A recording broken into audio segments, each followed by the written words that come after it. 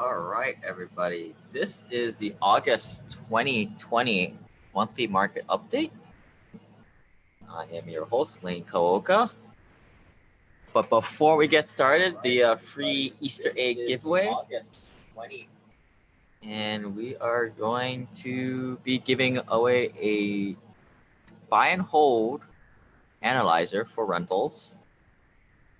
This is, you can use it in Google and Excel. Full explanation of all expenses for you to make your own pro forma and vet your own rental properties. Spot check performance given to you. You know what pro forma means toilet paper in French. Just get rid of it, analyze it yourself, run your numbers yourself. And it allows you to perform some sensitivity analysis on your own. You can get access to that by going to a group, putting in the numbers on the Facebook posts, or you can shoot me an email at lane@simplepassivecashflow.com and let me know and I'll send it over to you. If you guys want to check out more content, join our Facebook group and listen to my podcast, which has been going on since 2016, found on Google Music, Spotify, YouTube. The YouTube channel is getting pretty big and robust now. We're also on iTunes and iHeartRadio. All right, so first things first, a little bit of teaching points for everybody. Pandemic-proof investing. Now, how do you invest in stuff that won't get destroyed in a pandemic? Well, things that are probably going to remain strong, as we've seen through the last few months, through my 3,500 units that I own, workforce housing, these guys still pay. So Class C, maybe try and stay away from Class C stuff, but definitely the Class B and A tenants, they're paying. Garden style apartments. So what garden style apartments are, these are the 2-story or 1 to 3-story apartments where it's sort of, think of it like a motel where you drive up to. It is not a high rise, an apartment. It is sort of medium to light density. And for those people who are unable to afford a house, everybody says they want to, get away from other people and have their own house, but very little people in America can afford houses to live in. Garden style apartments are the best of all worlds. You have your space, it's really affordable for them, and this is why I choose to invest in these type of garden style apartments and other medium dense suburban locations. So maybe not in the urban area, the downtown area, but mostly in the suburban areas, maybe right near the loop track, 20 to 30 minutes outside the city center. Things that I stay away from are elevators. You just can't socially distance in an elevator. Dense urban areas, things with no cash flow, right? Because I think you've seen in the pandemic that, if things that aren't producing income to pay its expenses are going to get hurt. Lower end tenants, and this is where I said, maybe stay away from Class C tenants. Definitely Class D and worse. That's always been a fundamental that we followed. Short-term rentals are getting killed. Although I hear a little bit of a resurgence in some of the, some areas of Florida as there's some pent-up demand coming back online. But if you live in Hawaii, you're getting killed with these short-term rentals, and that's why I told you not to do them in the first place. Pro-tenant states, so these are like the California, these other places, blue states where there's moratoriums on no evictions. Office space, a lot of tech workers, a lot of them are just told that they may not even come back till the beginning of next year, if ever. A lot of people have just told their employees just to work remotely from now on. San Francisco Bay Area is getting killed. Again, this is why we chose not to invest in these type of primary markets.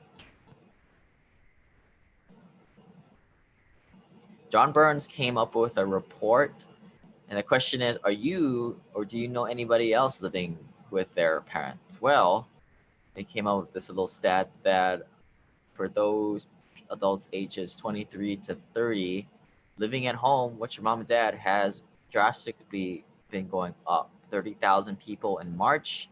And then in April, 1 million people. And then May, another million, 1.1 folks moved in with their parents. So that is on the rise. And that leads us to a Rent Cafe article where the takeaway here was a quarter of renters now say they will never buy a home. So if you're looking at this in the YouTube channel, you're seeing a cool little chart where they surveyed about 7,000 renters in May. And yeah, a lot of people just don't plan to buy a house. You know, I don't buy a house to live in. And if you're living in a rent to value ratio of under 1%, I would urge you to do not buy a place to live in, but instead invest that money. Check out my article, simplepassivecashflow.com/home, talking all about this very controversial topic. But look at it this way, right? You don't spend money on a big down payment, and you go out and invest that money, and you make cash flow. And it's basically an arbitrage. Now, I know everybody teaches you otherwise, and I would say for most people it makes sense because most people aren't financially responsible.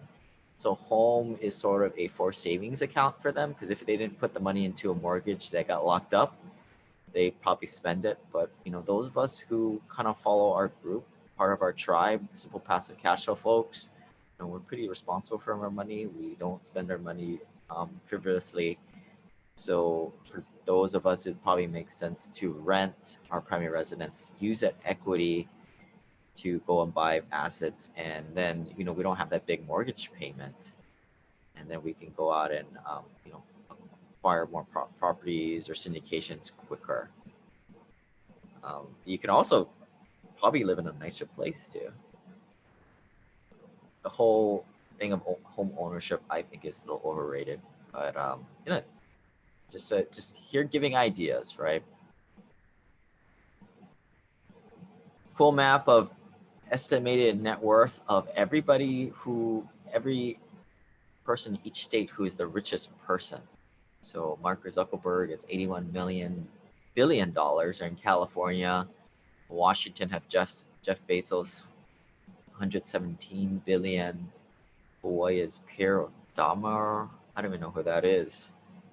But Alice Walton, 51 billion. We have a lot of Texas people. Some notables. We have some people in Maryland and DC. Ted Lerner family. Ray Dalio's up there in Connecticut at 18 billion. Yeah, a lot of us in our group are California or Oregon. We have a lot of people in Oregon. Phil Knight and family, 40 billion. A lot of folks on the West Coast. It's kind of a fun article there. Most and least affordable cities from home ownership. It's kind of a no-brainer here, but in graphical representation from NAR Realty data, the West Coast is, you know, probably some of the most unaffordable areas, but in there, the worst is San Jose, California, and one of the better areas is Spokane, Washington.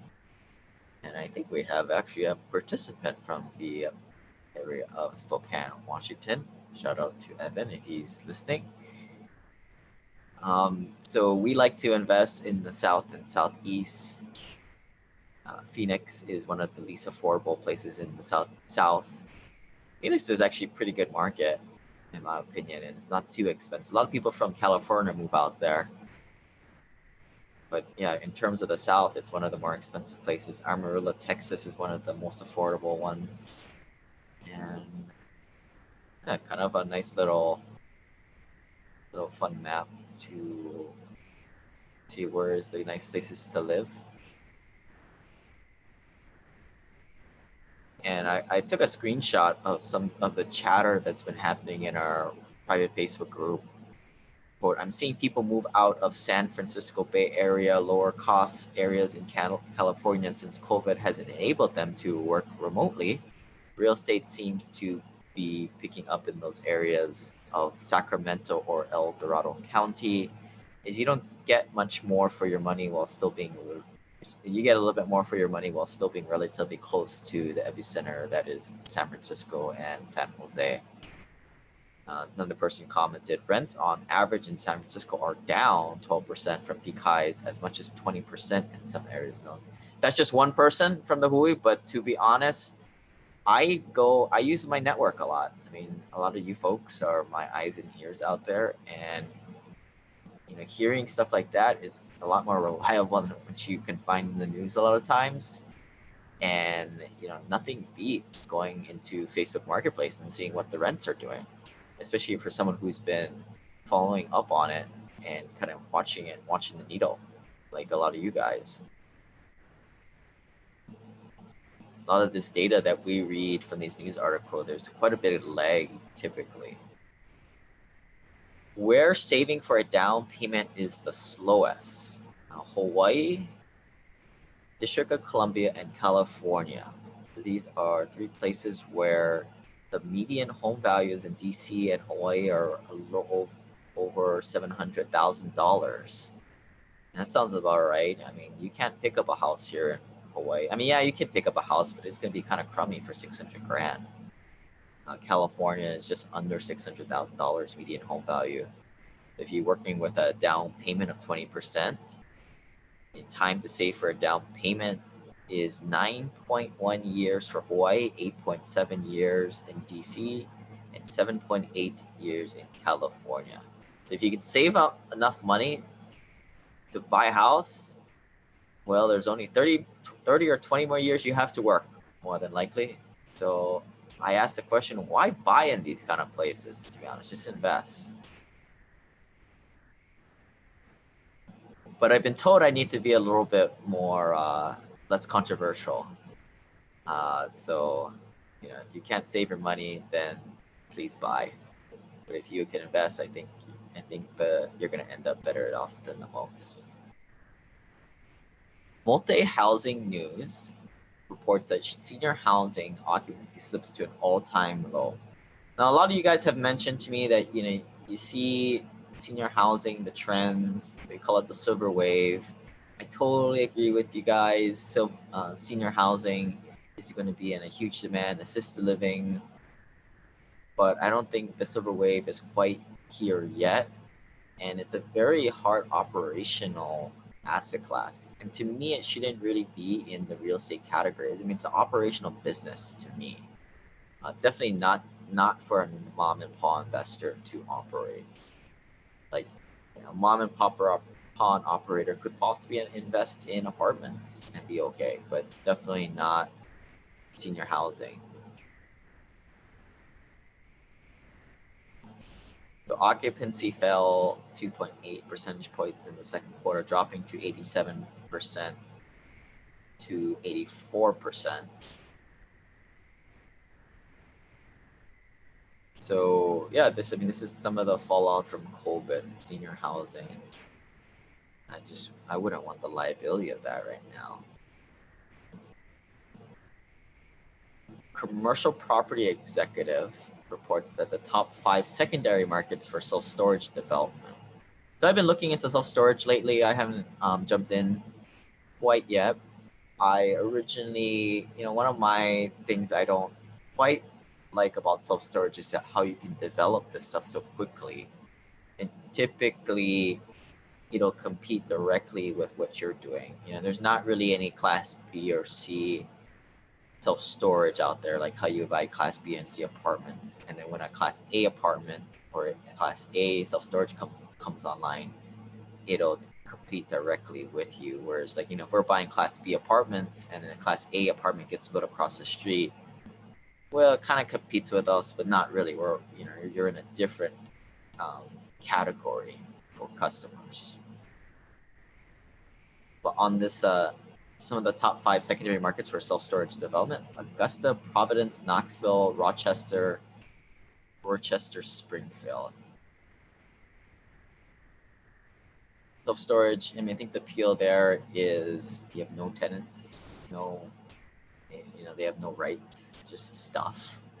So you're not going to have any, it's going to take a lot for there to be some laws against no evictions or kicking you out on the street for that.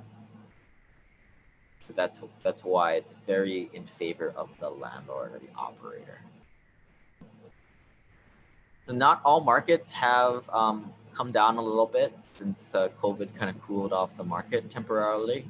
CoStar is reporting that Huntsville's apartment market remains resilient amid pandemic. Little graph of the same store asking rent just keeps going up through when did COVID start? Mid-March.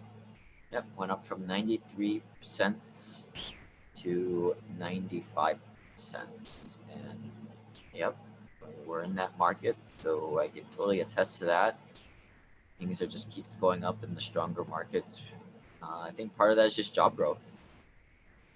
On the contrary, Jacksonville multifamily market report is seeing a little bit of a slide, 30 basis points in rents in the last 3 months. Well, some people, some of my peers that have deals in Jacksonville saying that their deals aren't seeing this, but this is just big data, right? We're trying to show on a market. Commercial Property Executive also reports construction costs decreased for the first time in a decade. The COVID-19 pandemic and increased competition among contractors are key factors behind the decline. So, as a lot of operators or contractors or developers, builders are kind of taking their foot off the gas pedal in terms of future deals, they might also slow down in existing ones too. And less competition coming online, it generally kind of slows down the pace of construction, and that ultimately impacts the contractors. I think if you would have asked us about 6 months ago, one of another reasons why I don't like doing that silly burst strategy, which is too much effort and too much risk, is because much of the last few years has been a contractor's market. Right? Contractors, if you're not a contractor and you're not working, something's wrong with you. It's hard to find good contractors up until this point because everybody's working. So it's really hard for unsophisticated new investor, especially when you're trying to do it remotely, to find good people to work with. You got to question, why is this person not working and want to work with me? Well, maybe you're paying a stupid price too. That could be another thing that's very typical of remote investors. But now it's kind of a good news, right? Generally, things are kind of cooling off, less competition. So now's the time to go and build, right? I think a lot of newer investors are scared, right? This is the time where you can go in and you can get this work done a lot cheaper. Overall unemployment's higher. A lot of these construction guys, the jobs have been absorbed. Yardi came up with a report on multifamily, and I'm just going to read some of the key findings here. The U.S. multifamily rents decreased by $2 in June. Not that much, falling to an average of $1,457, and this is all inclusive of A, B, C class average rents. So it's continuing the 4-month trend of declines, which makes a lot of sense, right? I mean, went to a dang pandemic here. I expect rents to retrace a little bit. Average U.S. rents declined by 0.8% in the first half of 2020 and then 0.4% in the second quarter. This is a stark contrast from 2.6% rent growth in the first half of 2009 and 1.2%. Now, most people will argue that on average, 3% is annual rent increase per year. That's kind of just follows the pace of inflation. If a market is super hot, like how Dallas was in 2013 and 14, or how Phoenix has been lately, you can see a big pop in a market. When you mean a market, more of like an MSA of like a Phoenix Metro of 5 to 7% a year. So to see a rent growth of almost zero, that makes sense. I mean, this is going to happen from time to time. And this is why on those annual rent escalators, you don't want to see something too high. I don't really underwrite more than 2% typically when I'm looking at deals. I'm assuming it's going to go up a little bit, but I want to underpace inflation, which is typically thought as 3%. Who are the losers? Well, it's the West Coast and tech hub markets, as we were saying, hit the hardest in the first half of 2020. Since the beginning of the year, rents are down 4.6% in San Jose and 3.8% in San Francisco. URE Business Online reports that U.S. multifamily originations to decline 20 to 41% in 2020, says Freddie Mac. So all this is less people are doing deals. And yeah, I mean, the last 3-4 months, I haven't really seen very much come through the inbox. Probably, I would say, unscientifically, I would say maybe a tenth or 20% of what kind of volume of syndicated deals I see has been coming through. Part of that is I think most investors are just freaked out and scared, and people can't raise the money for it. But part of another part is like Fannie Mae, Freddie Mac, and they kind of lead a lot of other lenders. They've kind of restricted a lot of the exceptions they will give that makes these loans extra sweet for syndicators and investors.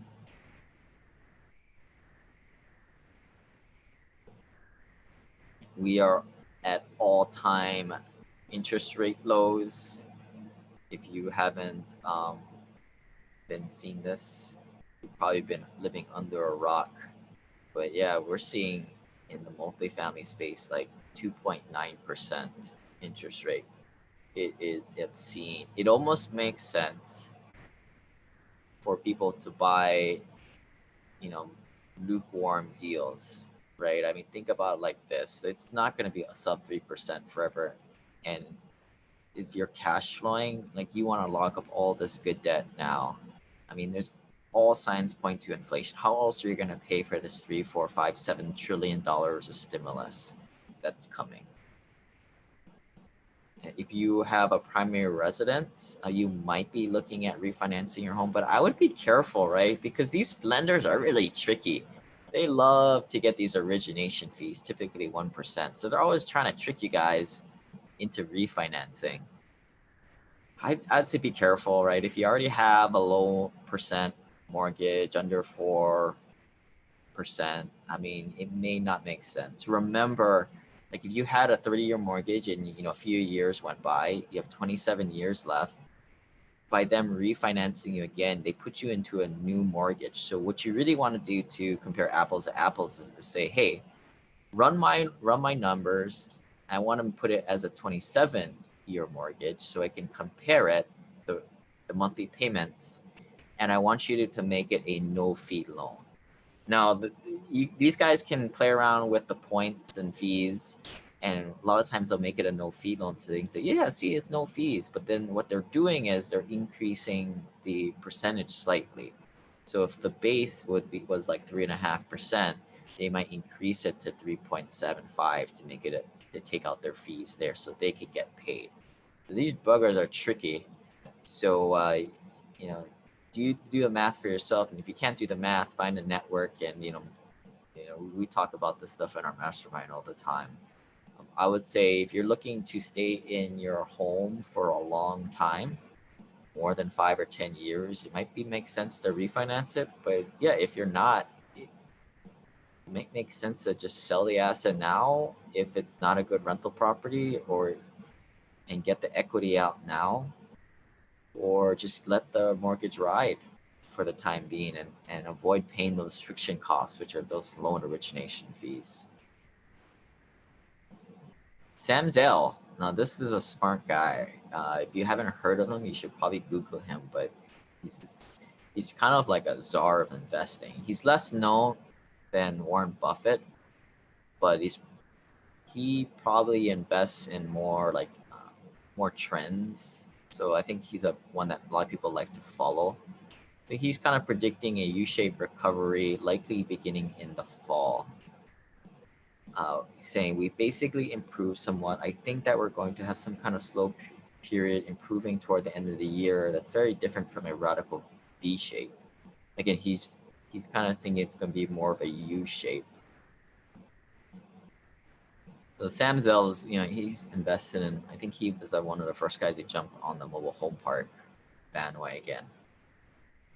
But yeah, smart guy and a good person to kind of follow, see what he's doing. And I think a lot of people will say, well, yeah, if Sam Zell says in the fall, start investing in the fall or shortly after, like, no, that's not. You can't do that. Like, you're gonna miss out on some of the best bull market. I mean, that's all I gotta say about that. Let's take a little break here for another giveaway. The another second Easter egg here is, look, amortized mortgages suck. You want to use your HELOC if you're looking to pay off your mortgage a fraction of the time. Do you want access to this? Shoot me an email at Lane at Simple Passive Cash Flow after joining the club. You can, if you have not a part of our investor club, go and join at simplepassivecashflow.com/club. But this is the mortgage rate arbitration game where you're using your HELOC and you're paying down your amortized loan with simple interest. And trust me, this works. I've got a little process here. You can probably read this on the YouTube channel or on the video version. But if you guys are listening in the podcast form, just go ahead and shoot me an email, Lane at Simple Passive Cash Flow. I can give you all the tutorials and videos on this. But it works. You pay off your HELOC, you replenish it with your cash flow, and then you magically your mortgage is gone in like 5 to 7 years. Sounds cool, but I would caution a lot of people, like, the strategy is not for everyone, and it is nothing compared to actually investing in good hard assets that pay cash flow. And I think this is where a lot of people get confused, right? They're like, well, I want to pay off my debt. Well, paying off your debt is not aligned with financial freedom. In many respects, the debt is the best part of this whole thing. Like I said earlier, inflation is going to be going up because we have all this free created money, especially in the last few months. What the government is going to do is just inflate the money supply to make their debts smaller in proportion. So what you want to be doing is grabbing as much hard assets that have good debt associated with them so you can pay it off with future money. Whether that is buying a rental property or going into a large syndicated deal at 2.9%. I mean, it's a no-brainer. Don't take your money. Well, I'm not saying don't, but if you want to be smart about it and you want to do the best strategy, in my opinion, don't take your money that you have in a HELOC and put it to paying off your debt. Again, the debt is you want debt. You want to lock up good debt. You don't want to go pay it off. Instead, take that HELOC money and go buy rental properties or go into leverage deals with that. I talk a lot about this in the tutorial. It's somewhere on my YouTube channel, but you guys can Google it on there too. But yeah, a lot of people just don't understand it. They think they want to be debt free, which is, I guess that's one thing. Like, I think they're getting it confused with consumer debt, right? Like, you definitely don't want to be leveraged on your credit cards at 20%. But when you have 3 to 5% interest rate on assets that produce income, you want to load up on that stuff as much as you can get. I wrote an article in Forbes on this. You can check out at simplepassivecashflow.com/debt. So it's a very big paradigm shift, of course. If you haven't checked out, we created a new Spinoff Group for new investors looking to pick up their first few rental properties or remote rentals turnkeys. We are starting that on August 15th. So if you want to join, go to simplepassivecashflow.com/incubator. If you got any friends who've been bugging you about how you've been investing in real estate and tired of them bugging you and you just want them to work under our umbrella with the people that we've worked with in the past, so they don't have to go around and blind date a whole bunch of providers and brokers, this is the group for you. But if you're more of an accredited investor looking to get associated with our our close-knit inner circle. Check out the Simple Passive Cash Flow Passive Investor Accelerator Mastermind, simplepassivecashflow.com/journey to learn more about that. We're transitioning over into my personal section of the monthly report. And for those of you guys are on watching, if you guys have any questions, feel free to type it into the question answer box and we'll kind of get to it at the end. But these are the 6 tenets that I kind of roll through every month. First one is growth. I'll be honest, I haven't really done much. Part of this month was me stuck at home because I had gone to Birmingham, Cleveland, and Dallas. And Hawaii still has this 2-week quarantine rule where they actually did text me to see if I was at home. So I got this basketball that's has this, I don't know how it's done. There's some kind of electrode in it, but it's connected to this app. So I'm trying to get better at dribbling the basketball. Sounds silly, but I'm just trying to play around with these things. It's fun to me. Trying to get some hobbies. How did I get a little bit of contribution to my life? Well, if you missed it last Saturday, I spent 6.5 hours and I drank 2 coffees to educate a lot of investors who are looking to pick up their first few rental properties. It was a no BS, no frills, all education training. If you guys would like to get access to that, shoot me an email. I might package it up into the e-course, or actually will go into the e-course for remote investors. So if you guys want access to that, go to simplepassivecashflow.com/incubator to you can just buy the e-course right there. Or what we'll probably do is we'll package up the videos only in a smaller product. Yeah, probably sell it for like $20 or $50, just enough for you guys to not just think it's worth nothing and it's free. Significance. So we closed a 179 unit deal. Yeah.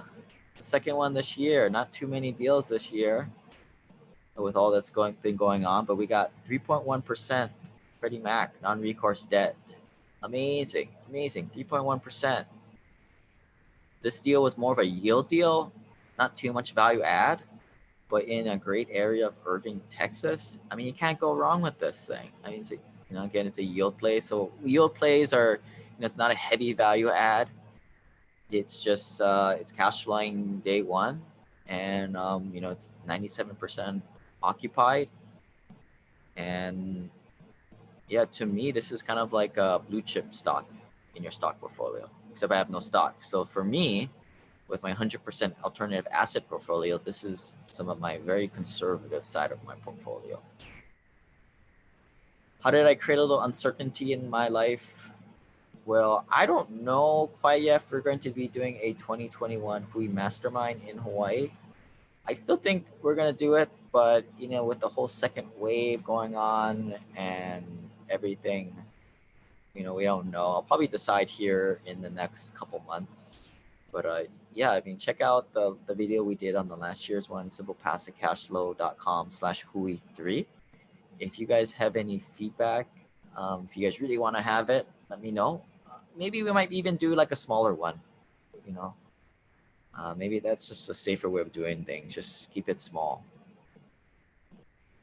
How did I have certainty in my life? Well, workforce housing works. It works. I gotta admit, through April and May, I was a little worried that people weren't going to pay the rent, but dang it, they paid. And now I'm even more like confident in this overall strategy of investing in workforce housing. What is workforce housing? Well, that's most of America, right? Dang it, like, doesn't that make total sense to invest in something where the majority of people in America need that product? So yeah, workforce housing, we're pretty confident in that. And I am actually going after more higher risk projects these days because I'm pretty confident in the backbone of my portfolio. Again, I've talked a lot about this. These days you can either be in a a more cash flow play, and you maybe see an equity multiple of 2 times your money in 5 to 6 years with cash flow. Which, cash flow is great, but it's kind of slower, right? Cash flow is cool, especially when you have a day job, to leave your day job. But legacy wealth is created with more risks for exponentially more return, right? So that's where you take nothing, a raw piece of land, and you put a building on it, and you rent it up. These development plays, and this is where I'm learning that these accredited families, this is where they live. This is where they create that legacy wealth. They don't need the cash flow. They could care less if they invest $50,000 or $100,000 and they got a couple grand every quarter. They don't care. They don't care. In fact, it's kind of a burden for them. They're kind of wondering, like, what's this on my direct deposit statement? And I think the reason why they like development deals is because it's a shorter time horizon too. They get sort of instant feedback, good or bad, right? And then they can move the money into the next project very quickly. But yeah, I mean, as investors, you have choices, and you have to align with your investment philosophy. But me personally, I'll probably still do a majority of my stuff in cash flowing plays, workforce housing again. But trying to go after some nice home runs here and there. How did I get a little love and connection in my life? Well, last weekend we celebrated here in Hawaii. We did a little get together with a few of us here in Hawaii and celebrated the closing of the last deal. Had some wine, had some food. It's nice to get around real people. Not that hang out with my wife every night wasn't getting boring, but it's nice to get some different players in the mix. People is all what makes the difference, and relationships is the currency of the rich. So I would argue with the right people, right? Some new podcasts and articles that I released this month. We talked with mythicmarkets.com, who allows you to invest in geek stuff like Spider-Man comics, magic cards. I'm waiting for Thor's hammer to come out. No. Actually, I mean, look, a lot of people say that when I bring out something on the podcast and I'm immediately vouching for them, I am not doing that, right? Just because I bring someone on the podcast does not mean I think that they are safe to work with. AHP is different, right? AHP is a sponsor of the podcast, and they brought out number 2 right here, the pre-REO service. I definitely believe in AHP. Personally knowing the owner, George Newberry there. If you guys if you haven't got a copy of his book, let me know. I think you guys can get that at simplepassivecashflow.com/AHP. And you can also learn about pre-REO there at simplepassivecashflow.com/pre-REO. But yeah, pre-REO is kind of a cool thing. I've been kind of looking at there every month or so, see what's around my local area here in Hawaii that I can pick up pre-REO. REO properties, if you don't know, are properties that someone has run on tough times and are in foreclosure. The pre-REO are the properties that are owned on the bank that are typically in judicial states where it's harder to collect in general. So the bank is just like, screw it, we'll just sell it, pre-REO. So by going through this service, you're able to jump over a lot of mom and pop investors, and they have a nice little deal there. So check it out. Might not be for you. You might be a passive you might be a passive investor, but this might be appealing because you wouldn't buy something that you don't live near, that you can't check, that you don't have a competitive advantage at. So I would say it's a great way to find a primary residence. Political prop bets, predictic.org. Did a little review on that. This is a cool website. It's kind of for fun.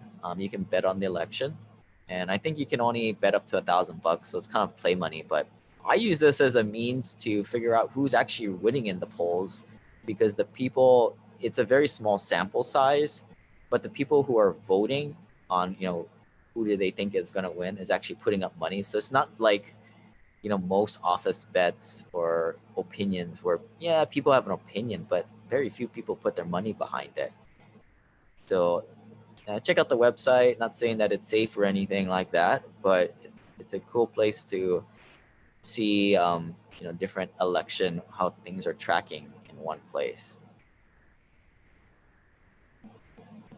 Number 4 here, investing in fine wine. So very much like the mythicmarkets.com company, these guys invest in real lots of wine. Actually, this one's more appealing to me. I think to me that's kind of cool. Owning a winery or investing in fine wine, it seems more cool to me. I think. I mean, whatever floats your boat, right? Some people, it's like sports cards that has been kind of on the uptick this past year, especially with the land stands and everybody stuck at home. I also wrote a article on due diligence. I think you guys can get that at simplepassivecashflow.com. Due diligence, which is just a sample of what's in the Passive Investor Accelerator, and we're also putting together a LP guide syndication course. So we've collected all the notes over the past couple of years that I've taught people and putting it all into a nice e-course. So if you've checked out the new Remote Investor e-course that we launched last month, this is going to be in the very similar format. We also had a live coaching call with another credit investor or lawyer. So if you're a lawyer or you're another credit investor, check that out. People like those. If you go to the YouTube channel, there's a section there with all the past live webinars, live coaching calls that you can vicariously live through other investors in Hui. And self-directed IRAs to invest your retirement funds. We kind of talked about, when is it not good to use an IRA or a QRP? I'm not a big fan of retirement funds. I don't have any.